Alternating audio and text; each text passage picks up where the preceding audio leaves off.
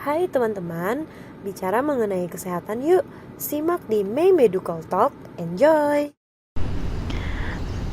Kali ini kita akan bahas mengenai angin duduk atau angina pectoris. Angina pectoris merupakan suatu nyeri dada yang terjadi akibat suplai oksigen yang kurang ke jantung, yang disebabkan oleh penyempitan pembuluh darah ataupun sumbatan pembuluh darah jantung.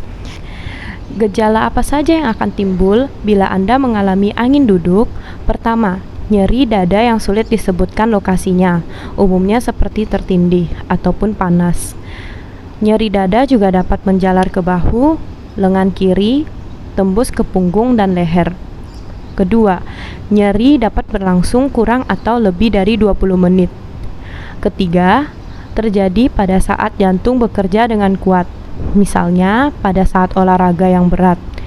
Dapat diiringi oleh gejala simpatis, misalnya adanya rasa mual, begah, tidak nyaman pada ulu hati yang kadang bisa salah diartikan sebagai mah, dan keringatan atau disebut sebagai diaforesis dalam bahasa medis.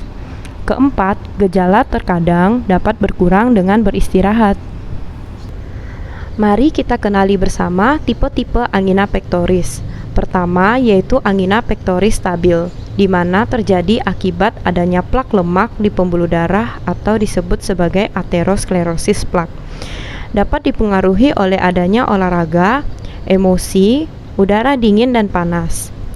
Nyeri dapat berlangsung selama 1-15 menit dan membaik dengan istirahat dan pemberian nitrogliserin sublingual atau glyceryl trinitrat atau GTN. Kedua, yaitu angina pectoris tidak stabil, di mana terjadi secara tiba-tiba dan dapat menjadi lebih parah, yaitu myocard infarct atau yang disebut serangan jantung. Kejadiannya terjadi pada saat istirahat maupun olahraga. Serangan dapat terjadi lebih dari 20 menit. Dan yang ketiga, varian angina atau angina Prinzmetal. Terjadi akibat spasme pembuluh darah arteri jantung atau koroner yang dimana dapat membaik dengan istirahat dan pemberian nitrogliserin untuk meredakan nyeri. Di mana saja lokasi yang sering pada saat serangan nyeri angina? Pertama, bagian dada atas. Kedua, bagian tengah dada yang menjalar sampai ke leher dan dagu. Bagian kiri dada dan bahu kiri. Bagian dada bawah menjalar sampai lengan kiri, bagian ulu hati menjalar sampai dada, dagu, dan lengan, bagian leher dan dagu, bagian bahu kiri, dan menjalar ke kedua lengan, serta bagian belakang atau menembus punggung. Apa pencegahan yang dapat dilakukan? Pertama, dengan berhenti merokok. Kedua, menurunkan berat badan jika mengalami obesitas. Ketiga, mengkonsumsi vitamin yang cukup. Keempat, makan makanan rendah garam, rendah lemak, namun tinggi serat. Kelima, istirahat yang cukup. Keenam, hindari stres dan belajar teknik relaksasi melalui teknis nafas dalam. Dan terakhir, melakukan aktivitas sesuai kemampuan dan anjuran dokter. Pertolongan pertama angin duduk.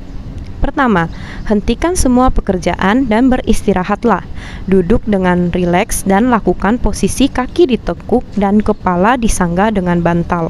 Kedua, batuk sekuat tenaga, yaitu dengan cara ambil nafas dalam-dalam dan batuklah sekuat tenaga seperti ingin mengeluarkan dahak. Cara ini dapat melancarkan aliran darah ke jantung. Ketiga, tanyakan obat angina apa saja yang dimiliki dan dikonsumsi, misalnya nitrogliserin maupun GTN atau glyceryl trinitrat. Keempat, gunakan air hangat untuk merelekskan. Gunakan botol yang berisi air hangat, bungkus dengan handuk, tempelkan pada bawah dada dan meletakkan botol air hangat pada telapak kaki juga. Kelima, sembari melakukan evaluasi selama 5 menit, panggil segera ambulans atau segera bawa ke rumah sakit terdekat. Semoga bermanfaat. Terima kasih.